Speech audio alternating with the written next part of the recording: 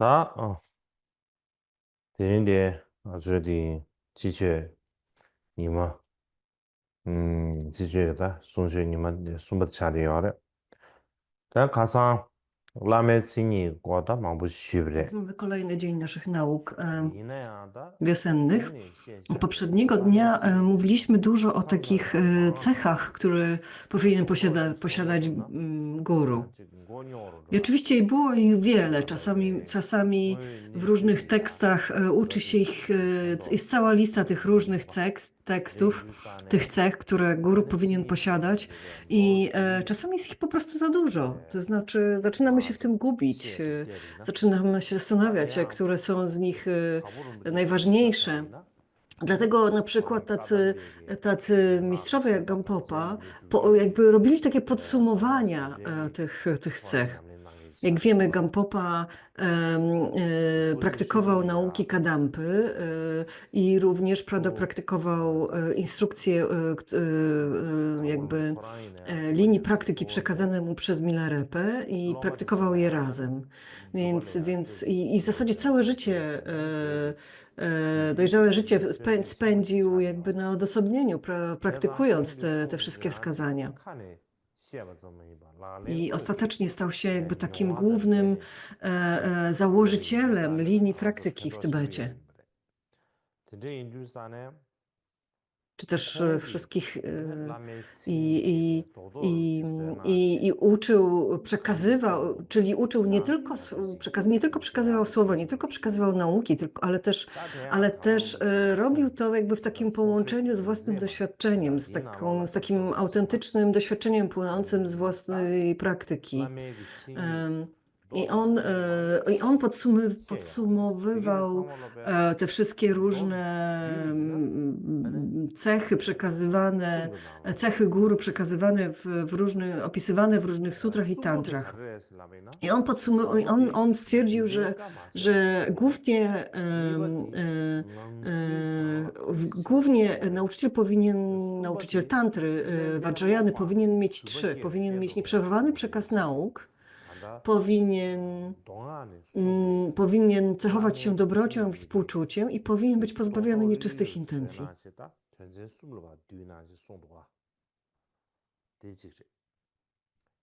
Gdybyśmy mieli podsumować wszystkie cechy opisywane w sutrach i tantrach, to Gampopa stwierdził, że to są te trzy.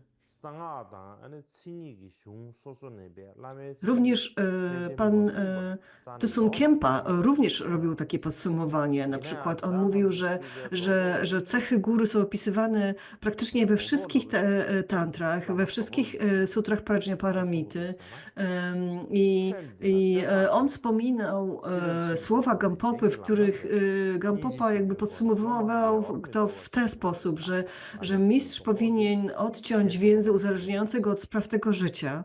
Powinien posiadać mądrość pozwalającą prowadzić istoty na ścieżce i mieć na tyle wielkie współczucie, by ich nigdy nie porzucić.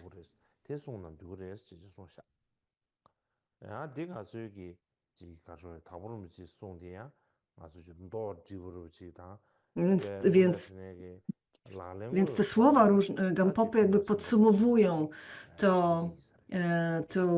Myślę, że takie podsumowania są bardzo pożyteczne dla nas, bo wiemy, które z tych cech jakby wymaganych od guru są najważniejsze. Również pan Tsongkhapa był bardzo uczony we wszystkich sutrach i tantrach i zawsze sprawdzał źródła komentarzy, źródła tekstów i tak dalej. Był bardzo uważny w tych swoich studiach. I on znowu w komentarzu do 50 Strafoguru pisał tak, że też czynił takie podsumowania i pisał, że mistrz powinien mieć wielkie współczucie, stabilność, niepodważalną wiarę w Mahajanę, znajomość nauk podstawowego i wyższych pojazdów, zręczność w stopniowym prowadzeniu uczniów, panowanie nad zmysłami, czy też panowanie nad zmysłami i unikanie złych aktywności trzech bram. Więc to jest jakby można powiedzieć 5 takich głównych cech wymienianych przez Tsongkhapę.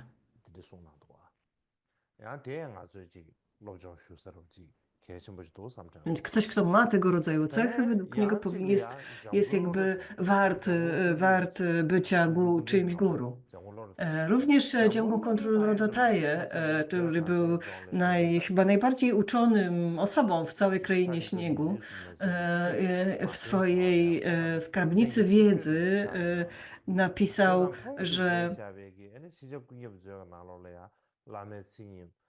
w zasadzie Lord Rotaje jakby przestudiował wszystkie nauki różnych tradycji, tak? I Gelu, Kisakia, i Nyingma, i Kagyu i tak dalej. Więc miał jakby podstawę do tego, żeby tworzyć tego rodzaju podsumowanie cech właściwych guru. I on podsumował je tak, że guru powinien mieć nieprzerwaną linię od szczególnie w tradycji Kagyu, nieprzerwaną linię pochodzącą od Vajradhary, niesplamione Samaya,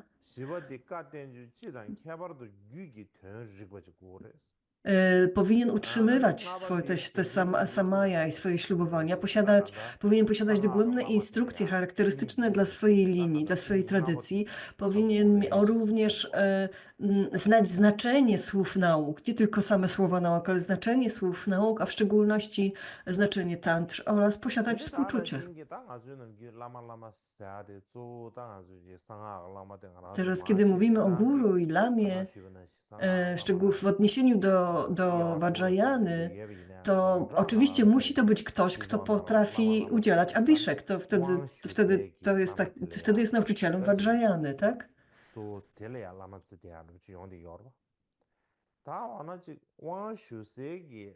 I w zasadzie powinniśmy myśleć o wszystkich osobach, od których otrzymaliśmy abiszeki, jakiekolwiek abiszeki Vajrayany, że oni są naszymi guru Vajrayany. Tsongkhapa na przykład napisał w jednym ze swoich tekstów,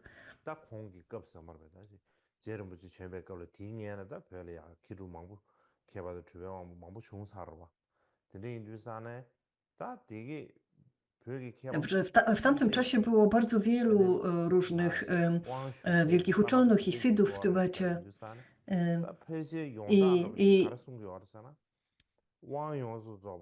I ogólnie oni wszyscy zgadzali się co do tego, że mistrzowie powinni mieć pełne przekazy, że powinni otrzymać dane abiszeki w całości, nie częściowe abiszeki, tylko w całości, że powinni też utrzymywać samaja.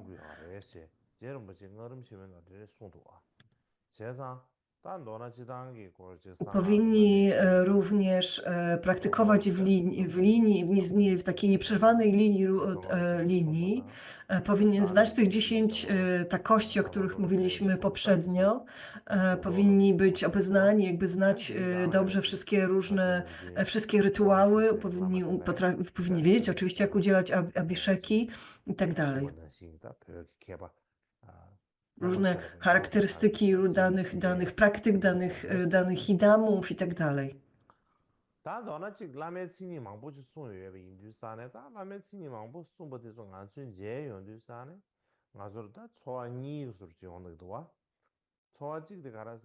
Więc kiedy mówimy o tych różnych cechach guru, to w zasadzie nasuwają się takie dwa skojarzenia. Że taki autentyczny guru jest tak samo rzadki jak Buddha. Tak samo trudno go spotkać jak Buddę. W zasadzie można powiedzieć, że nie ma pomiędzy nim różnicy pomiędzy nim a Buddą. Jeżeli spotykamy kogoś, kto ma te wszystkie cechy, to nic dziwnego, że zaczynamy traktować go jak guru.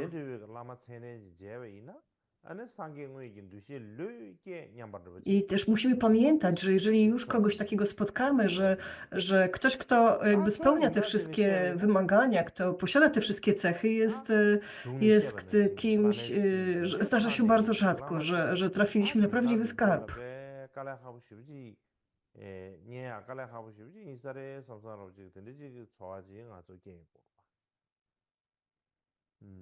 To jest jakby druga konkluzja, która się jakby nasuwa z tego wszystkiego.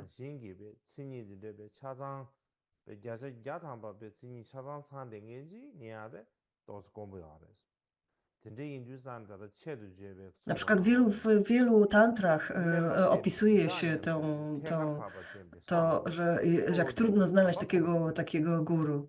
Mówi się na przykład też w jednej z tantr, podążanie za kimś gorszym od nas rujnuje, podążanie za kimś równym nie inspiruje, podążanie za kimś lepszym prowadzi do najlepszych osiągnięć. Dlatego szukajcie lepszych od siebie. Musicie pamiętać, że guru powinien mieć lepsze właściwości od nas. Jeżeli znajdziemy kogoś, kto będzie miał takie same jak my cechy, właściwości i zdolności, to on nam nie pomoże. Jeżeli znajdziemy kogoś, kto ma niższe, to tym bardziej nam nie pomoże. Więc musimy znaleźć kogoś, kto ma lepszą wiedzę, lepsze właściwości, lepsze zdolności niż my sami. Oczywiście znalezienie kogoś, kto ma same zalety, jest niemalże niemożliwe. Musimy więc też jakby wyważyć, żeby ta osoba miała po prostu więcej zalet niż wad.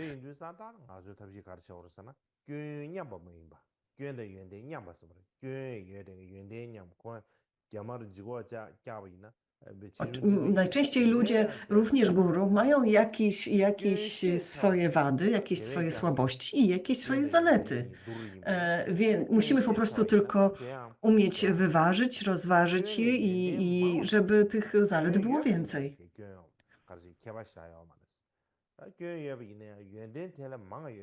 Mówi się, że obecnie w tym czasie jakby w tym trudnym czasie Kali Yugi bardzo trudno znaleźć guru, którzy będą mieli same zalety. Nigdy nie spotkamy kogoś, kto nigdy nie popełnił żadnego błędu, nigdy nie miał żadnej słabości i tak dalej. Dlatego musimy te osoby bardzo dobrze przeegzaminować, bardzo dobrze zbadać, przemyśleć całą sprawę i zacząć podążać za kimś, kto ma po prostu więcej zalet niż wad, albo ma wady, które potrafimy zaakceptować.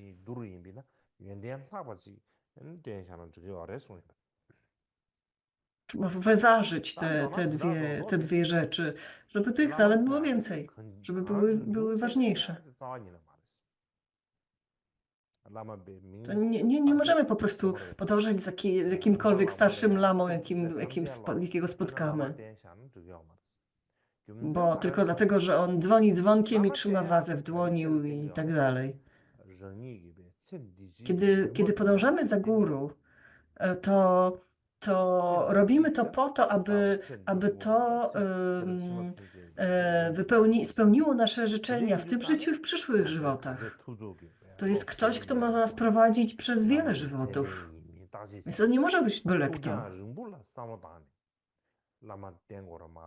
Dlatego na początku bardzo ważne jest, abyśmy utrzymali taką bezstronność i taki dystans i po prostu przeegzaminowali tego guru, jego cechy, jego zalety, jego wady, jego zalety. Nie powinniśmy wybierać guru tylko dlatego, że ktoś powiedział, że to jest dobry guru, albo tylko dlatego, że usłyszeliśmy jakieś pochlebstwo na swój temat, albo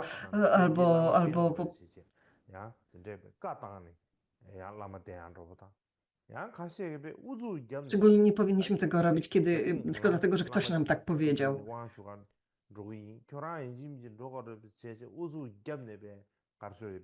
Czasami są tacy ludzie, którzy mówią: o, musisz iść ze mną, tam jest bardzo fajny lama, tam jest wspaniały lama, musisz iść ze mną, to będzie też bardzo dobry lama dla ciebie, mówię ci. Nie róbcie tego tak w ten sposób. Przeegzaminujcie, sprawdźcie tego guru najpierw. Musicie to, na początku trzeba być bardzo uważnym, bardzo ostrożnym. Guru przede wszystkim musi być, to musi być ktoś, a to dlatego, że kiedy już zaczniemy podążać za guru, to nasza wiara i samala muszą być utrzymywane. Nasza wiara i samaja nie mogą się wahać, nie mogą, musimy je utrzymywać w pełnej sile przez cały czas.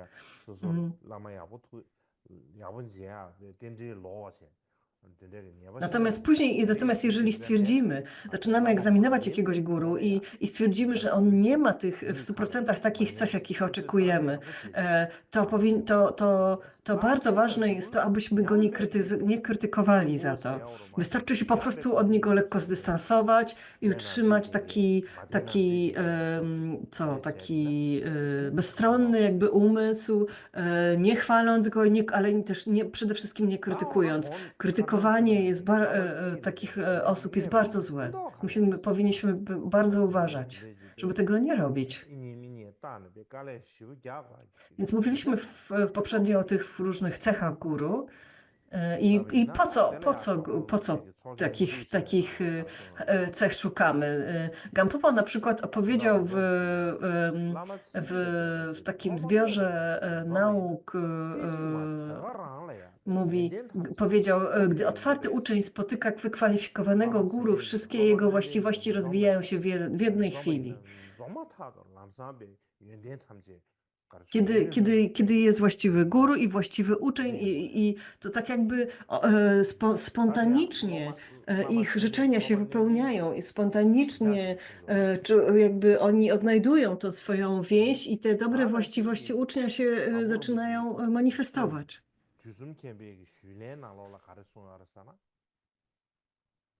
Dosum Khenpa również jest taki tekst opisujący pytania i odpowiedzi pomiędzy Dosum Khenpą a Gampopą. I tam w tym tekście również mówi się o tym, że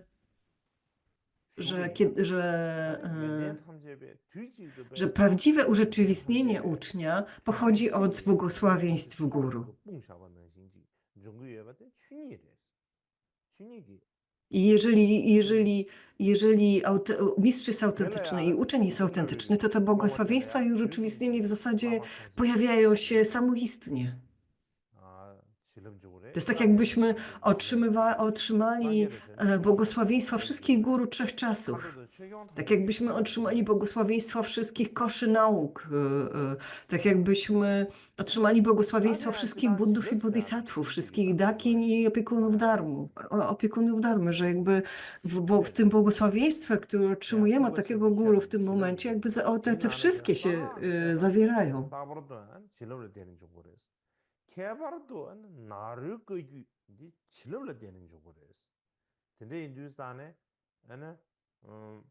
Szczególnie ważne jest to w linii Kagyu, w linii pochodzącej od Naropy.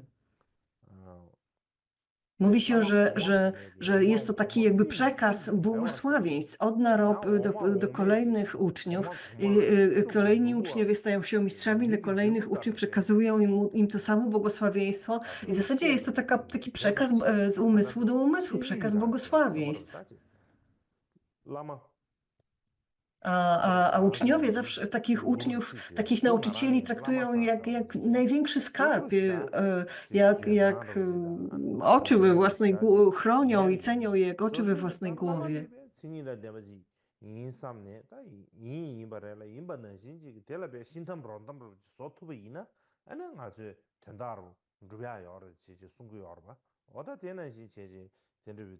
Kiedy widzimy, że jakie właściwości ma nasz guru, to jakby zaczynamy go tak cenić i tak chronić, jak właśnie w ten sam sposób.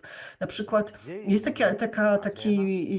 taki tekst Campagiary, w którym on mówi, że wielkie oddanie dla guru wystarczy, nawet jeżeli nie znacie dharmy.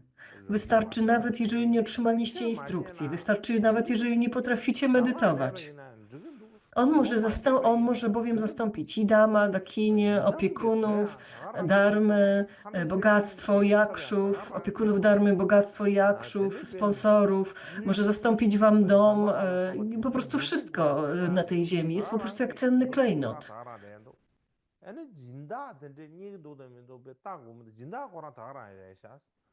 Po prostu o cokolwiek się pomodlicie do guru, to wszystko się stanie, bez względu na to, jakiego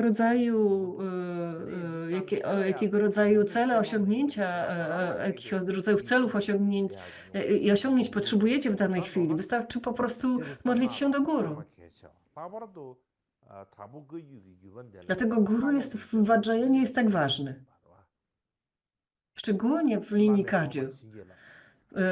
W naszej linii jakby więź pomiędzy guru a uczniem, przez to, że ona polega właśnie na tym przekazie błogosławieństwa z umysłu do umysłu, dlatego więź pomiędzy uczniem a nauczycielem dlatego jest tak ważna. Szczególnie i kiedy czytamy jakby pisma poprzednich mistrzów Kadziu, to jest to tam bardzo jasno opisywane.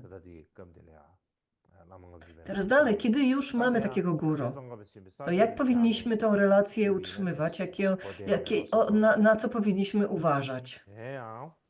Więc dlatego teraz przechodzimy do kolejnej części tekstu, 50 strof o guru. I chciałbym najpierw wskazać na jakby komentarz Tsongkhapy opisujący tę część tekstu, w których on mówi o tym, czego powinniśmy nie robić i co powinniśmy robić w naszej relacji z guru. Muszę pokazać wam, co mam na komputerze teraz. Poczekajcie chwilę, może mi się uda.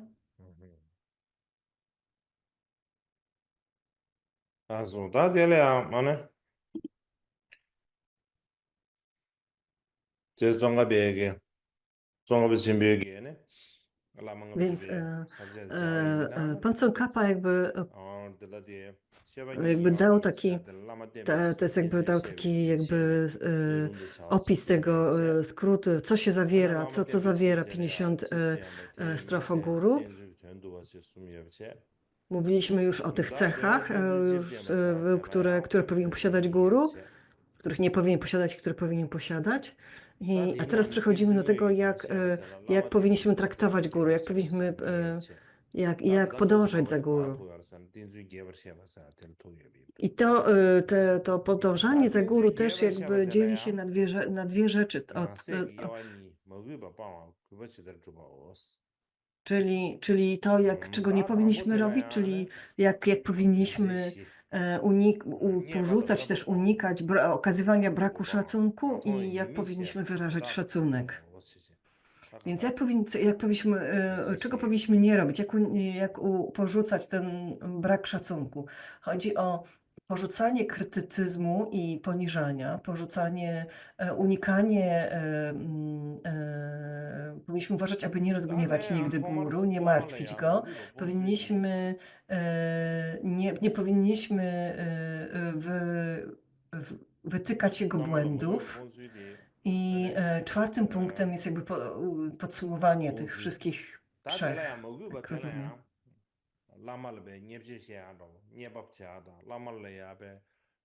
Więc czym jest ten brak szacunku? Po pierwsze jest to poniżanie.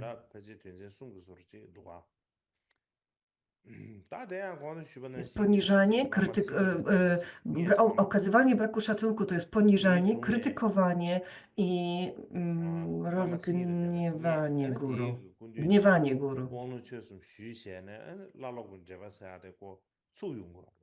Więc powiedzmy, że znaleźliśmy już guru, który ma te wszystkie cechy, tak? Przeszliśmy ten pierwszy etap. Znaleźliśmy guru, który nie ma tych cech niepożądanych, ma te wszystkie pożądane. Otrzymaliśmy od niego jakieś abiszeki, przekazy, nauki i nawiązała się pomiędzy nami jakaś relacja guru-uczeń, tak? Jakaś więź dharmiczna. I potem powinniśmy utrzymywać samaya. Od tego momentu powinniśmy utrzymywać samaya.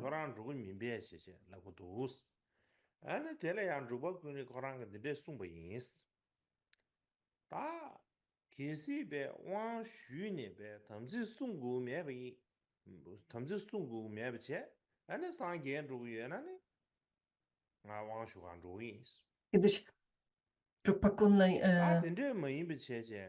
zapytał,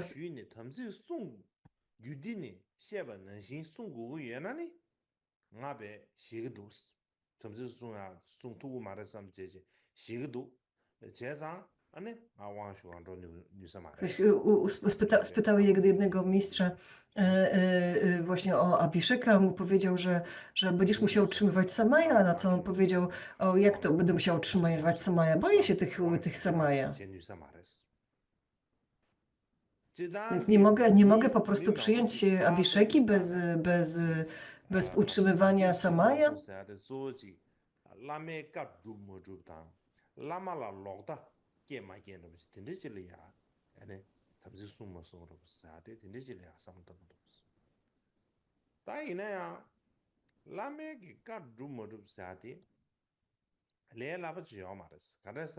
Co to znaczy, często Samaja jakby sprowadzają się do tego, że mamy robić to, co guru rozkaże, robić to, co guru powie.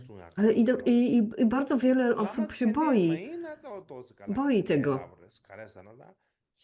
Ale z drugiej strony, jeżeli jest to ktoś, kto jest autentycznym guru, ma te wszystkie cechy, już stwierdziliśmy, że on ma te wszystkie cechy pożądane u guru i nie ma tych niepożądanych, więc jakiego rodzaju jakby nakazy, czy też o co ten guru może nas prosić? W zasadzie logiczne jest to, że on będzie prosić nas tylko o to, co jest zgodne z dharmą.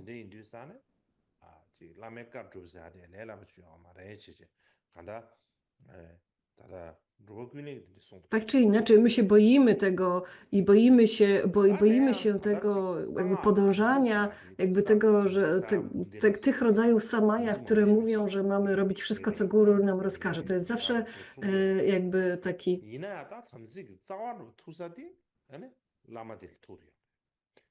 Ale w gruncie rzeczy całe samaja jakby zawsze sprowadzają się do tego,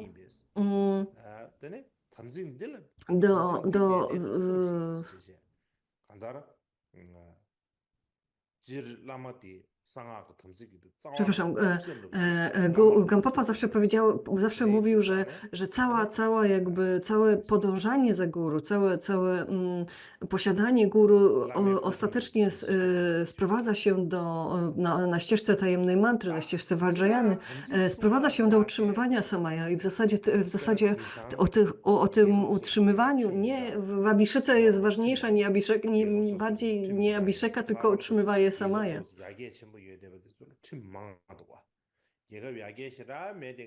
Często jest tak, że przypomina nam to po prostu takie prawo, tak jak na przykład teraz mamy w tych bardziej rozwiniętych krajach wiele rodzajów prawa, tak? Czyli wiele zasad prawa, którego musimy się stosować. Jak się nie będziemy na nich stosować, to zostaniemy ukarani. Więc bardzo często, kiedy myślimy o samaja, to przywodzi nam na myśl właśnie taką sytuację, że to jest bardzo skomplikowane, że to jest bardzo ciężkie i jak nie będziemy utrzymywać tych samaja, to ktoś nas ukarze, to zostaniemy ukarani.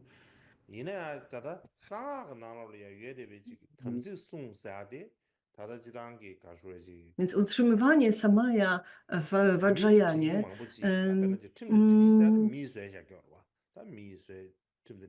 nie przypomina, nie jest...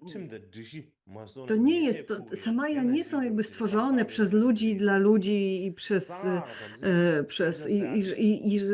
i to nie jest tak, że zostaniemy ukarani.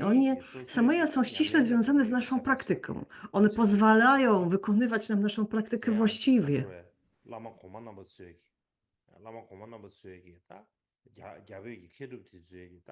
Mało tego, mówi się, że samaja to jest coś, co utrzymuje i uczeń, i nauczyciel.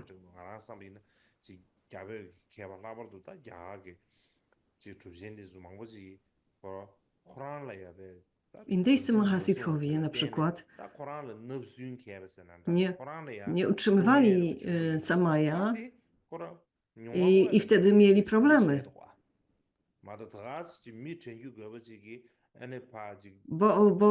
Bo to nie jest tak, że ktoś zapisał, o tutaj popełniłeś błąd i tutaj zostaniesz ukarany i to cię czeka. Nie o to chodziło. Chodziło o to, że jak mahasiddhowie nie utrzymywali swoich swoich samaja, to zaczynały im się pojawiać różne problemy na ścieżce. Zaczynały pojawiać się przeszkody, zaczynały się pojawiać wątpliwości i tak dalej, i tak dalej. Także ich praktyka nie szła w właściwym kierunku. Dlatego Egon Papa mówił, że powinniśmy ich strzec bardzo skrupulatnie. I powinniśmy również pamiętać, że samaja dotyczą zarówno ucznia, jak i nauczyciela. Niektórzy myślą, że to dotyczy tylko ucznia i że po prostu guru może sobie robić cokolwiek chce, a uczeń ma być restrykcyjnie jakby go słuchać. I to wszystko, ale to nie tak.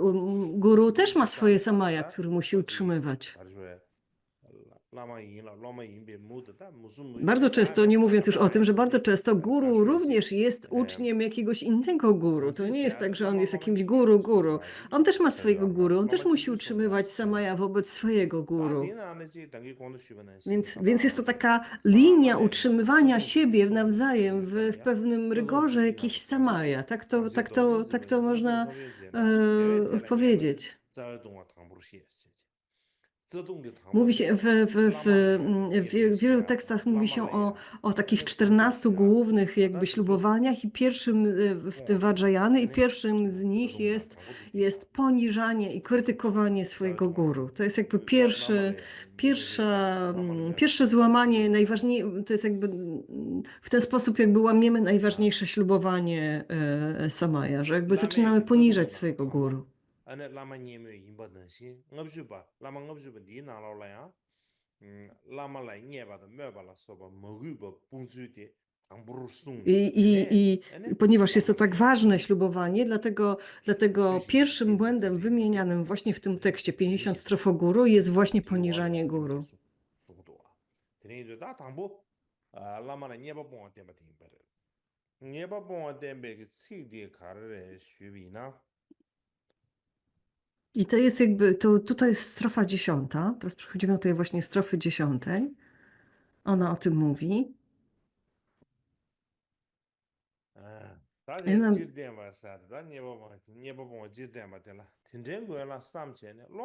Jeśli ci, którzy zostali uczniami, świadomie z nich szydzą, znaczy szydzą z takiego guru i to poniżają wszystkich buddów, ściągają na siebie nieustanne cierpienie.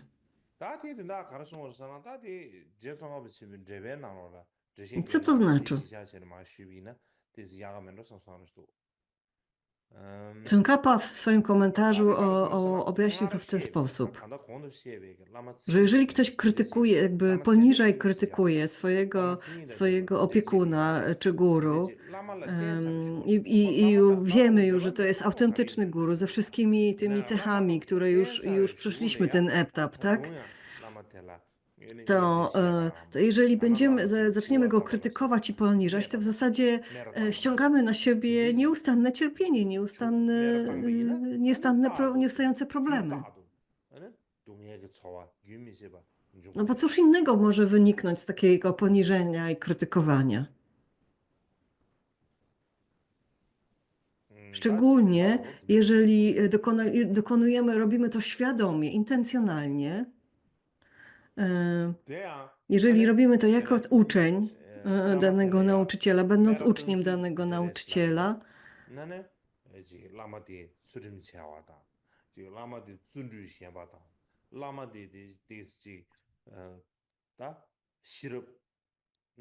na przykład mówimy o swoim nauczycielu, jesteś niemoralny, jesteś leniwy, jesteś głupi i tak dalej. Otrzymaliśmy już od niego różne nauki, abiszeki, poprosiliśmy go o bycie jego uczniem, a potem mówimy mu coś takiego.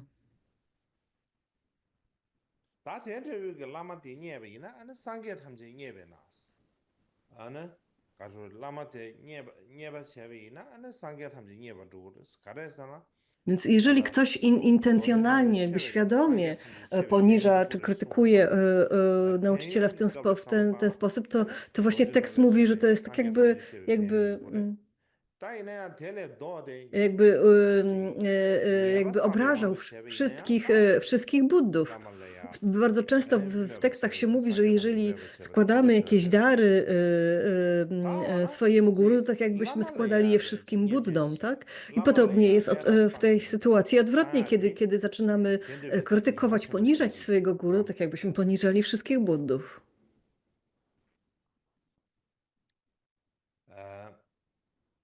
Nyeba chenpo shivuji yungu yueba.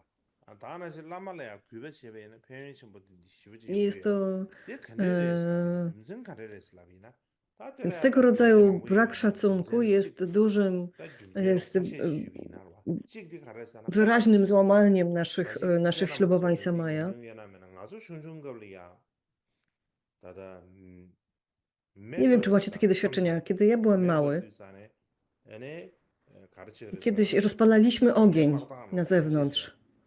Azu ji meja ase, azu I oczywiście jest doba kilka chepe ji sposobów na to, meja żeby ase, rozpalić tiya. ognisko. Te doga ba darche mebaya chi W, yorba meja ase my, cha. w, Keba ya nomads, dan kiya shi, w rodzinach nomadów mieliśmy dega takie, darche ene ko takie specjalne mebaya chi jakby yorba. urządzenia Meba do chi tego, kame do pocierania, żeby Azu gas mebaya chi yorba chi. wskrzeszać Gas iskry, mebaya gas które, mebaya chi albo kaya czasami teraz mamy takie Chisa jizo małe nyue zapalniczki pe na gaz dungyun mina ji cheche. i można je było nosić Keba zawsze w ya kieszeni meja i ase rozpalić darche. ogień. Ene kesi mimesek saja tindele ya. Ene ya Szczególnie kiedy żyje się w takich Tabata odludnych langache ene miejscach, to mebar zazwyczaj dusa nie na ma się zapalniczek, tylko doga właśnie ma darche. się Ene taką chubę mene giro i którą się pociera, Ya shenda si gara sana ya żeby mikhange wskrzesić to trochę iskier, gyawa które ye tende rozpalą ogień. meshe tende. Ta ni meshe tende ye bache. Meshe tele ya meshe tele ya Niektórzy ene ludzie mieli nime też bache meshe ki takie szkło pabchu. powiększające. Ene dego pa chawa Które kierowali właśnie, jeżeli to był dzień, to kierowali i pozwalali, żeby słońce przepływało przez to szkło powiększające i w ten sposób jakby rozpalało te przygotowane materiały do rozpalenia.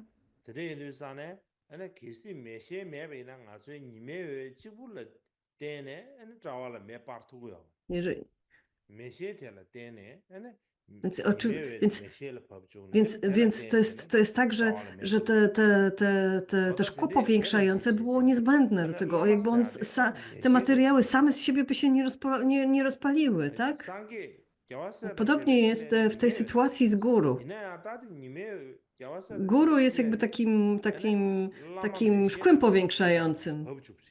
And dla tene de wszystkich, Lome shi yu chawan chawa tele ane me barchu yo.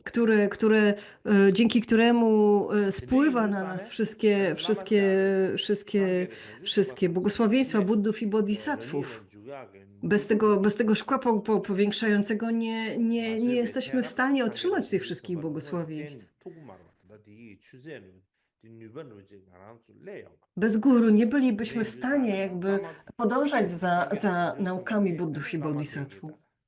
kokwa le shugo Nie sene bylibyśmy w ta stanie mena ji lama ich tepe ten sene ane lama ya rozpoznać, nie jinam wiedzielibyśmy juga jak za nimi tuku podążać i tak dalej. pe karshweta Guru, dlatego często się mówi też, mamudu że guru jest ane lama taką chebe bramą, przez którą jakby wchodzimy Gumzengi w bada obszar karasa, błogosławieństw loni Buddów i lebe chana Bodhisattvów. tumu Tak też tumu takich lama nyingsen porównań się tene, dokonuje. lama chadi yore. Ti gyunzen, tela sobe gyunzen tene, ane lama le ya nyeba chase, Dzięki guru lama chebe. otrzymujemy Yes. wszystkie zwyczajne, nadzwyczajne siddhi.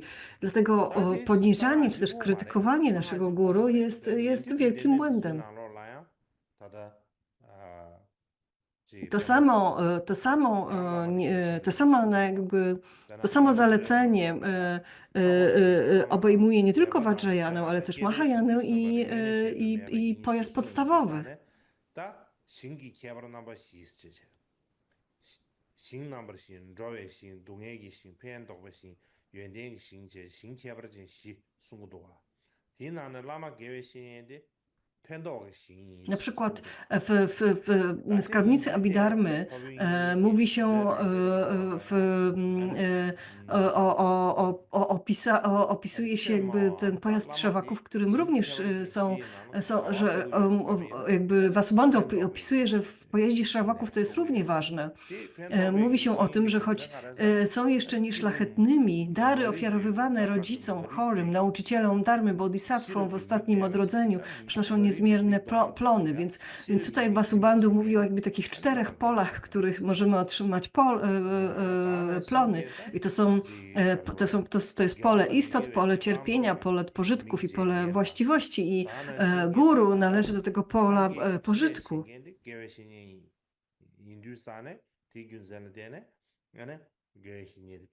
Ponieważ nasi duchowi przyjaciele wypełniają jakby aktywność Buddów, dlatego są dla nas tak ważni i dlatego oni są jakby takim okiem, które ukazuje nam,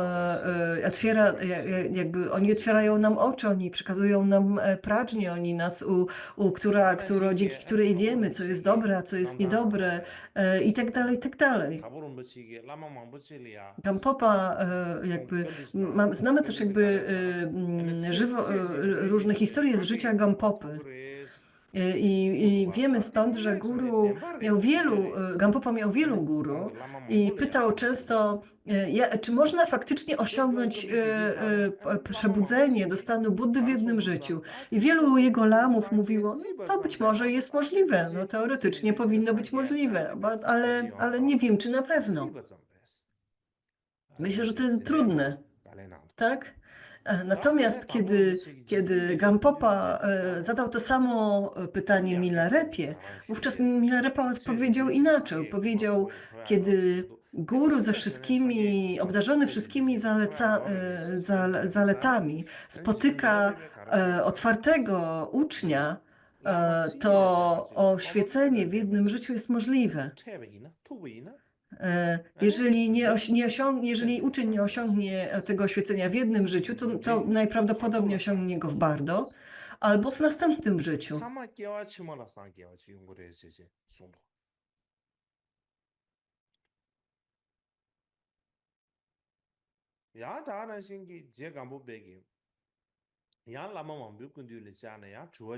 Gampopa powiedział również, on pytał również tych guru Kadampy, aby osiągnąć stan Buddy, musimy zgromadzić bardzo wiele zasługi. Więc jak najlepiej gromadzić taką zasługę, jak najszybciej, co pozwala nam najszybciej taką zasługę zgromadzić.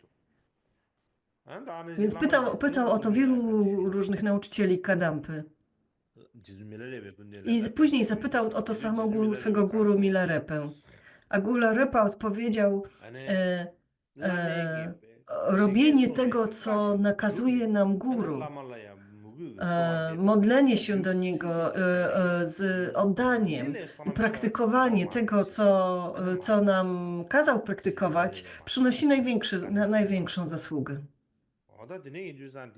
Więc takiej odpowiedź udzielił mu Milarepa.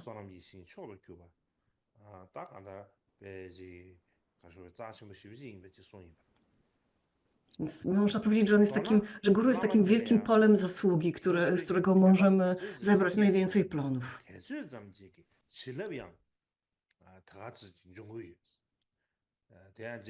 Gampopa też mówił, że im więcej oddania mamy dla guru, tym większe błogosławieństwo od niego otrzymamy.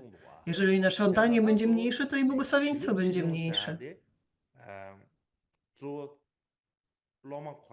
Więc jakby poziom tego błogosławieństwa, siła tego błogosławieństwa zależy od siły naszego oddania.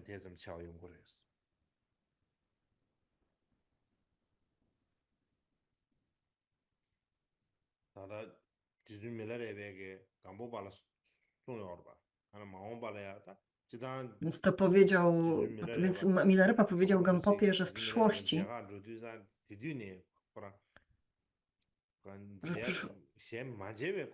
że później, kiedy Gampopa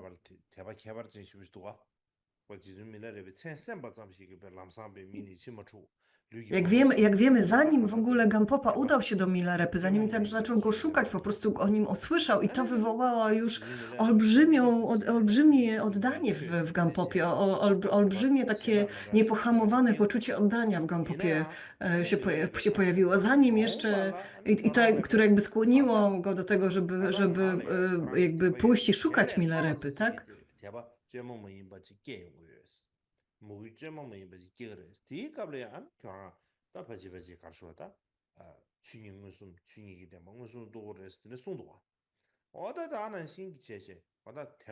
Milarepa mu powiedział, że to oddanie, które on czuł, było bardzo mocne, ale w przyszłości będziesz czuł, jak poczujesz jeszcze większe, takie spontaniczne oddanie dla mnie, to w tym takie bardzo czyste i bardzo silne, to w tym momencie właśnie zobaczysz Darmatę.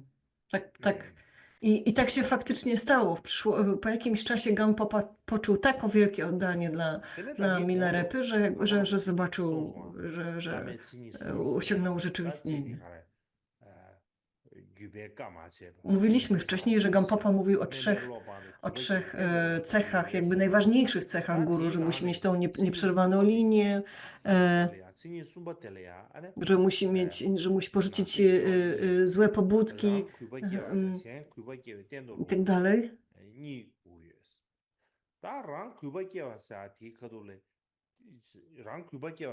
Więc że powinien mieć poszanowanie. W zasadzie można to podkreślić, jakby podsumować jakby w ten sposób, że on musi mieć poszanowanie dla słów i zasad swojej linii, życzliwość i współczucie oraz powinien porzucić wszelkie małe czy też gorsze intencje i w ten sposób być kimś, kto zasługuje na oddanie. To musi być osoba, która sama musi mieć bardzo dużo oddania w sobie dla swojego guru, ale i też wzbudzać oddanie w innych. Kiedy chodzi o nasze własne oddanie, jak już jesteśmy guru, to nigdy nasze własne oddanie, to nigdy nie powinniśmy myśleć, że jesteśmy lepsi od guru, nigdy nie, w sensie takim, że nie powinniśmy patrzeć na swego guru z góry. Nie powinniśmy mieć tego rodzaju dumy, która spowoduje, że patrzymy na niego z góry, że myślimy, że jesteśmy w jakiś sposób lepsi od niego, zdolniejsi. Więc tego rodzaju duma jest bardzo niebezpieczna. Mówi się, że duma, w Mahajanie mówi się, że duma jest bardzo wielką przeszkodą. Na przykład w Samadhi Sutrze mówi się, że w jednym z poprzednich żyć Bhagavan Buddha był takim wielkim władcą, który osiągnął taką jak mówi się, władcą wszechświata, który osiągnął tak wielki jakby wpływ i władzę, że ona dosięgała jakby aż świata bogów. Więc w którymś momencie udał się do tego nieba 33 bogów, w którym rządził król Szakra, i kiedy stanął przed królem Szakrą, to pojawiła się w nim już taka duma i takie jakby poczucie współzawodnictwa z tym bogiem Szakrą, że pod wpływem tej dumy w jednej chwili stracił wszystkie swoje mocy, stracił całą swoją władzę i spadł z powrotem na ziemię i zmarł.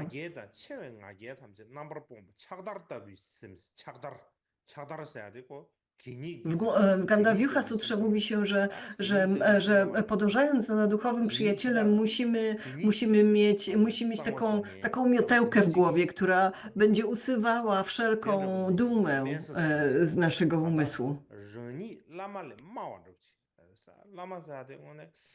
Zawsze powinniśmy w zasadzie powinniśmy zawsze myśleć o sobie jako o śmieciu w porównaniu z guru.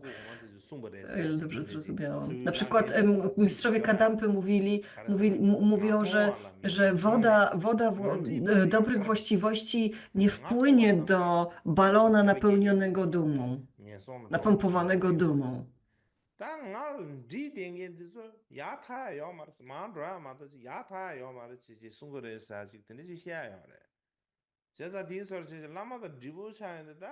Poprze- Poprzedni Karmapa, na przykład 16 Karmapa często mówił, że ludzie, którzy są wokół mnie i myślą, że mnie dobrze znają, to często patrzą, nie uważają mnie za kogoś specjalnego. Niektórzy ludzie, którzy jakby żyją w otoczeniu guru, myślą sobie, to jest taka zwyczajna osoba, tak jak każda inna, tylko po prostu nosi jakiś tytuł. Często się tak zdarza, prawda?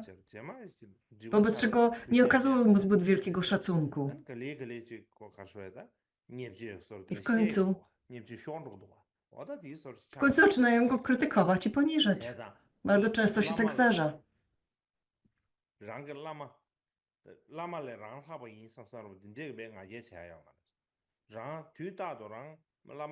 Więc duma jest bardzo niebezpieczna. Zawsze powinniśmy jakby patrzeć na siebie jako na kogoś, kto nie dorasta guru do pięt po prostu. Że jesteśmy kimś, kto ma niższą pozycję, kto ma mniejsze właściwości. Nie możemy być takim napompowanym balonem, pełnym pełnym takiego dumnego powietrza, bo inaczej żadne błogosławieństwo w nas nie wpłynie. Aby rozwinąć odpowiednie właściwości i zalety i aby się rozwijać, musimy umieć zauważać swoje własne błędy i umieć zauważać swoje własne słabości. Ta umiejętność zaś sprawi, że zawsze będziemy się jakby skromnie, zawsze będziemy utrzymywać skromność, zawsze będziemy się widzieć jako kogoś, kto jeszcze nie jest zbyt doskonały, kto jeszcze potrzebuje wykonywać jakąś pracę nad sobą i tak dalej. Bardzo ważne jest, aby dostrzegać właściwości innych osób, i kiedy widzimy te właściwości innych osób, to musimy sobie myśleć, ja też chciałbym mieć takie właściwości, ja takich nie mam, muszę popracować nad sobą, żeby też taki być i tak dalej. Natomiast jeżeli jest odwrotnie, nie widzimy właściwości innych ludzi i nie widzimy słabości własnych, to zaczynamy popadać w dumę. A powinno być odwrotnie. Powinniśmy widzieć własne słabości i właściwości innych osób. Inaczej zaczniemy poniżać inne osoby.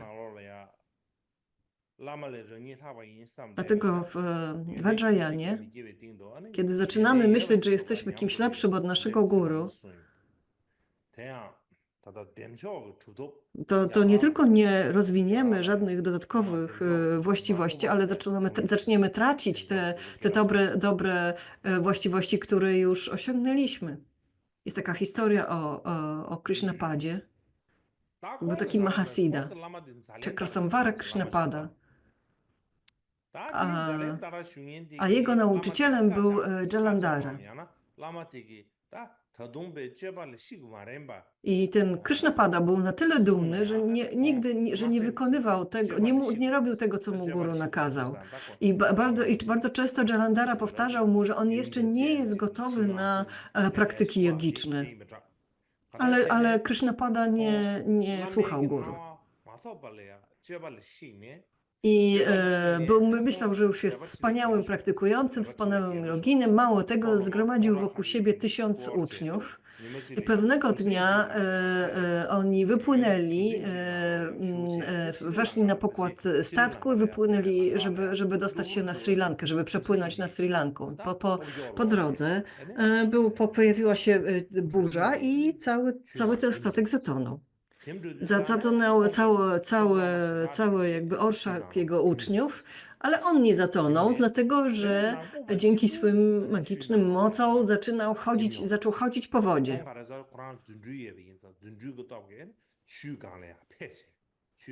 Więc Krishnapada ponieważ ma taką moc, chodził po wodzie i kiedy chodził po tej wodzie, to pomyślał sobie, to rozwinęła się w nim bardzo duża duma i pomyślał sobie, nawet mój góry nie ma takiej właściwości, nie ma takich mocy jak ja. Cały mój orszak zatonął, a ja tutaj sobie chodzę po wodzie. Więc rozwinął w sobie bardzo wielką dumę i w momencie, kiedy ta duma się pojawiła, to zaczął tonąć tak samo jak wpadł do wody, zaczął tonąć tak samo jak jego uczniowie.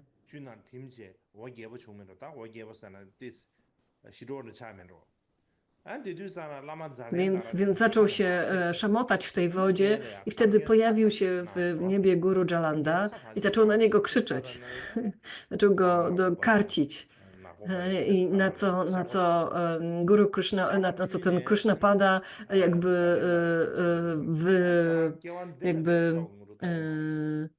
zaczął przepraszać guru, zaczął mówić, wyjawiać swoje błędy, swoją dumę, chciał się jej pozbyć i mówi się, że dzięki temu w przyszłym życiu, w kolejnym życiu osiągnął prawdziwe siddhi. Nie tylko takie wypełnione dumą. Mamy też taką historię w naszych Mamy też taką historię w naszej tradycji kadziuch. Mowa tu jest o historii, o relacji pomiędzy Milarepą a Rechungpą.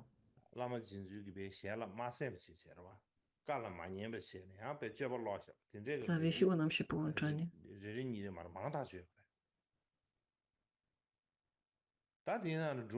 Więc jak wiemy, Milarepa miał ucznia jak słońce, czyli Gampopa, ale miał też ucznia księżyc, czyli Rechungpę. Rechungpa udał się kilka razy do Indii i pewnego dnia, kiedy podczas jednej z tych podróży spotkał Mahasidę Tipupę i spotkał Macik Drupę Gyalmo i otrzymał również cały cykl różnych nauk od bezforemnych dakin. I wrócił z tymi wszystkimi naukami do Tybetu, a po drodze spotkał takiego niebuddystę, który powiedział mu: wracasz teraz do Tybetu z takimi cennymi naukami, ja ci dam takie metody, żeby chronić te nauki. I spędź ze mną kilka dni, a ja przekażę ci te wszystkie nauki. I oczywiście, ale musisz mi za to zapłacić tym złotem, które ci zostało. No i Rechungpa poszedł na to i dał mu to złoto, które mu zostało. Spędził 7 dni z tym nauczycielem i nauczył się czarnej magii, tak? W ten sposób nauczył się czarnej magii, żeby chronić te wszystkie nauki, które otrzymał w Indiach.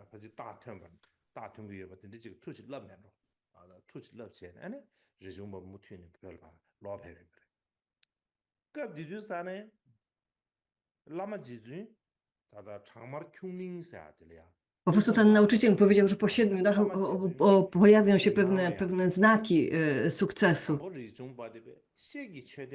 A w tym samym czasie Milarepa przebywał w odosobnieniu w Drakmar Cheling i miał taką wizję, zobaczył Rechungpę w formie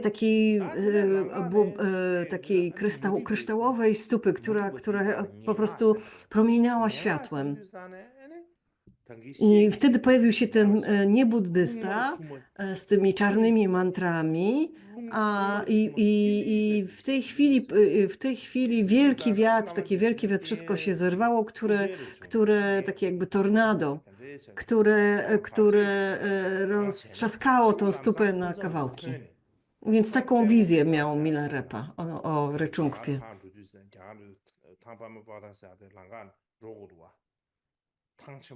Więc Milarepa bardzo to zasmuciło, bardzo i skłoniło go to do tego, że wyszedł z tego swojego odosobnienia i zaczął iść jakby w tym kierunku, z którego podążał Rechungpa, żeby go spotkać po drodze.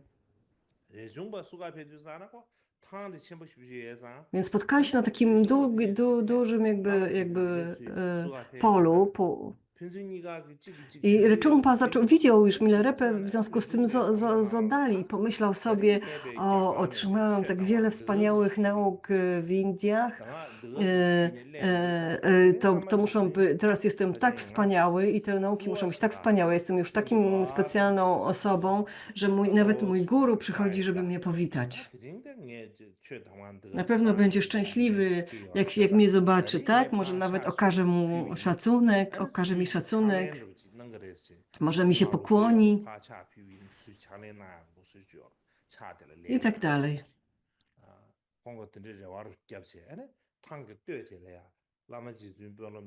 Kiedyś była taka tradycja, tak, że trzeba się było komuś pokłonić, ten ktoś ci się odkłaniał i Rechungpa myślał, że to Milarepa jemu się pierwszy pokłoni.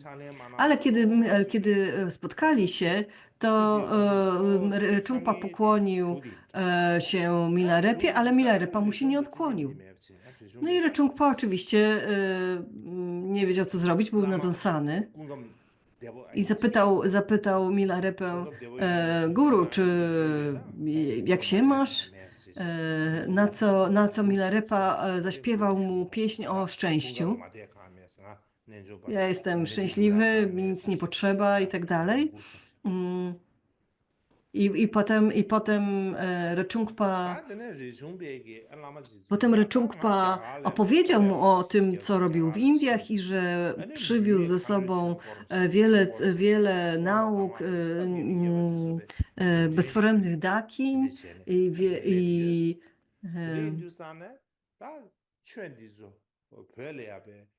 mam nadzieję, że ci się spodobają, Milarepo, te wszystkie nauki. Mam nadzieję,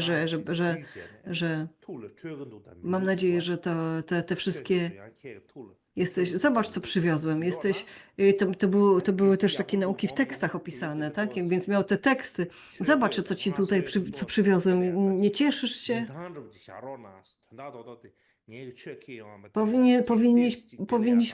Powinniśmy to uczcić, powinniś mnie pochwalić.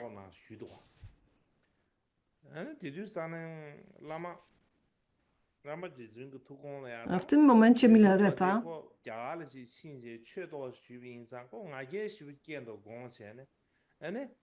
pomyślał, że teraz Rechungpa naprawdę rozwinął wielką dumę.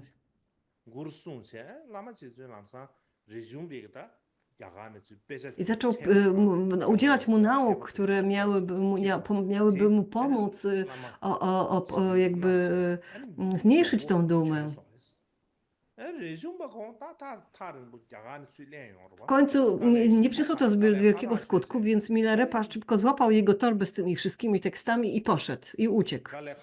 Rechungpa się bardzo przestraszył, pomyślał sobie, że Rechungpa nie mógł za nim nadążyć.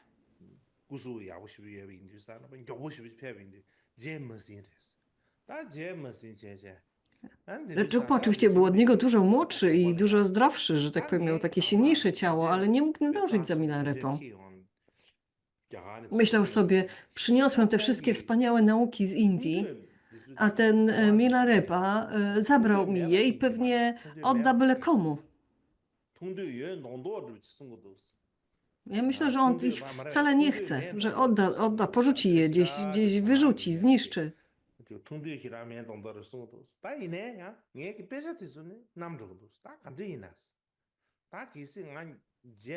Dlaczego on zabrał wszystkie moje książki? Dlaczego ucieka z nimi?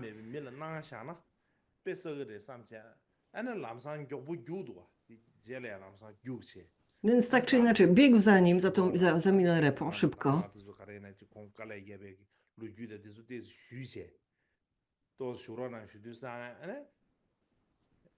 Rechungpa zaczął mu tłumaczyć, ile trudów przeszedł, żeby te wszystkie teksty zdobyć, że jak one są cenne, żeby ich nie wyrzucał, żeby ich nie niszczył.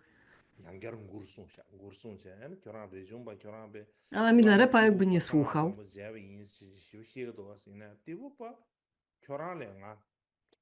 O, w końcu Milarepa powiedział, o słyszę, że ty miałeś, że spotkałeś Tipupę, ale ja myślę, że ja mam głębszy związek z Tipupą niż ty i że znam Vajravarahi dłużej niż ty i tak dalej, i tak dalej.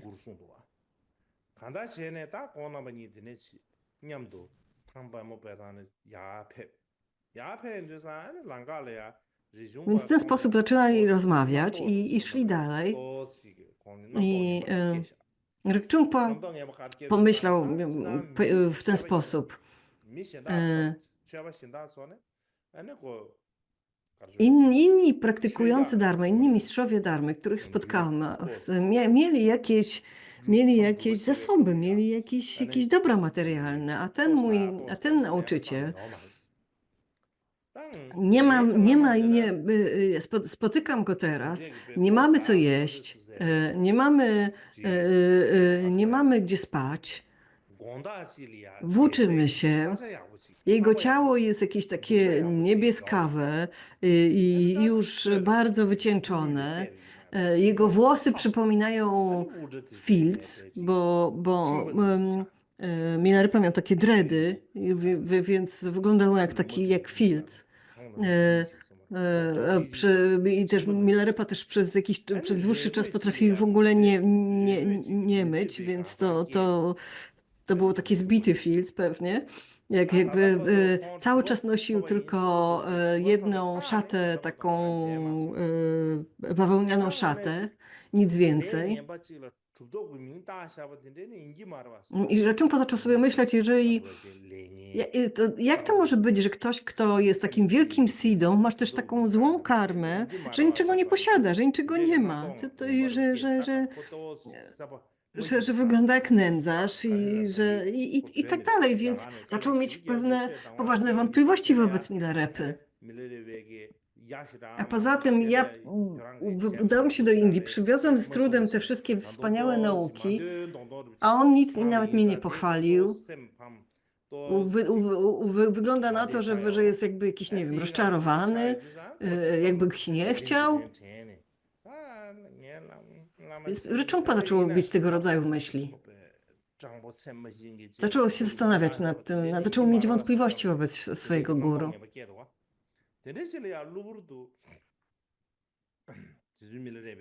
A wtedy Milarepa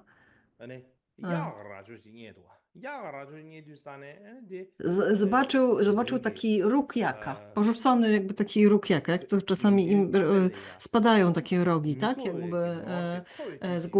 z głowy zwierząt i był taki róg jaka, który jest w środku pusty. I kazał Rikchungpie zabrać ten róg, nieść go ze sobą. Rikchungpa na to pomyślał, czasami ten mój guru niczego nie potrzebuje, a potem nagle każe mi nosić jakieś niepotrzebne rzeczy.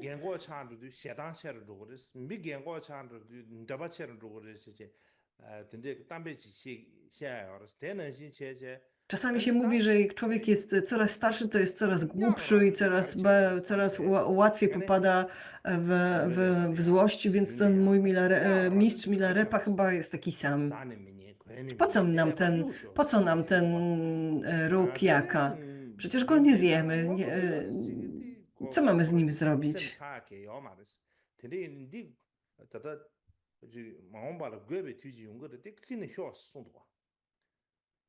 Milarepa zaś mi powiedział, będzie taka chwila, w której będziemy tego potrzebować, więc nieś to.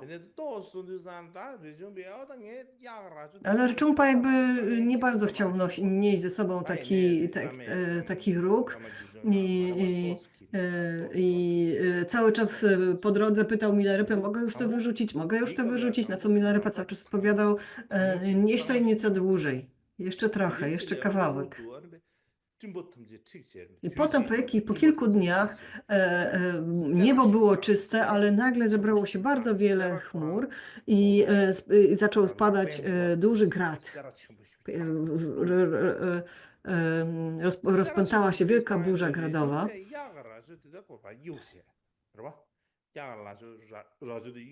Reczungpa jakby porzucił ten róg, w tym momencie ten róg jaka, zaczął uciekać, ale nie było się gdzie schować, więc po prostu zakrył się swoim ubraniem. Nie wiedział, co się dzieje, nie widział już Milarepy, nie mógł Milarepy nigdzie zobaczyć.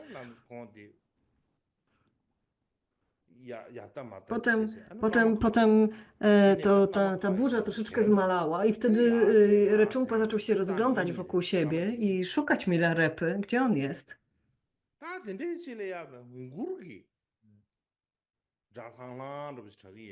I potem nagle zaczął słyszeć Milarepę, zaczął słyszeć jego pieśń. Zaczął się zastanawiać, skąd ta pieśń płynie, skąd ten głos płynie i nagle zdał sobie sprawę, że ona płynie właśnie z wnętrza tego rogu jaka.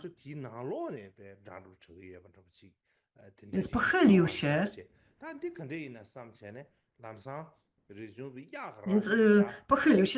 żeby zobaczyć, jak to jest możliwe. Najpierw chciał podnieść ten róg jaka, ale nie mógł. Tak jakby ten róg nagle zrobił się bardzo ciężki jak głaz. Nagle zrobił się ten róg zrobił się bardzo ciężki, więc nie dało się go podnieść.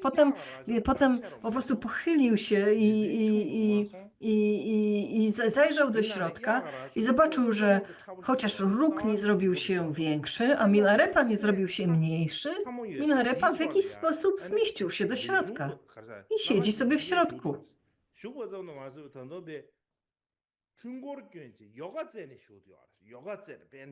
Mało tego, nie tylko, że siedział sobie w środku, ale też wykonywał jakieś ćwiczenia jogiczne, tak, żeby się rozgrzać, żeby czuł się bardzo komfortowo w środku, w tym rogu jaka.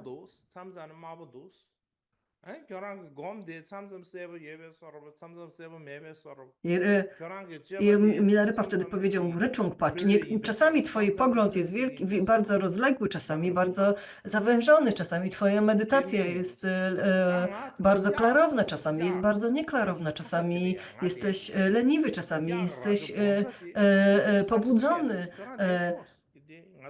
Ale teraz myślę, że zmieścisz się do tego jaka. Tu jest bardzo dużo, do tego rogu jaka. Tu jest bardzo dużo miejsca. Jest bardzo dużo miejsca dla ciebie. Ja się mogę odsunąć poza tym do tej mniejszej, węższej części, a tobie zostawię tą szerszą. Reczungpa nawet nie był w stanie włożyć swojej dłoni do środka. I Reczungpa zaczął się zastanawiać, jak to jest możliwe. Więc i wtedy nagle sobie zdał sprawę z tego, o co chodzi. Zaczął się modlić do góry, zaczął wyznawać swoje błędy.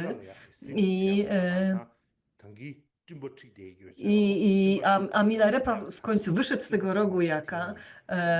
Nagle niebo się znowu jakby oczyściło, zaczęło świecić słońce i Reczungpa mógł wysuszyć swoje ubrania. Bo oczywiście był zupełnie zmoczony po tej burzy gradowej. Więc taka jest historia Reczungpy i Milarepy. Więc Reczungpa rozwinął takie złe myśli wobec swojego guru, miał bardzo dużo dumy i Milarepa musiał tą dumę poskromić. To Milarepa stworzył tą burzę gradową.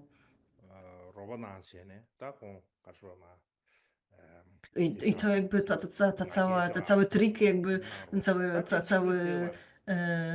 jakby pomógł mu w poskromieniu dumy Reczungpy.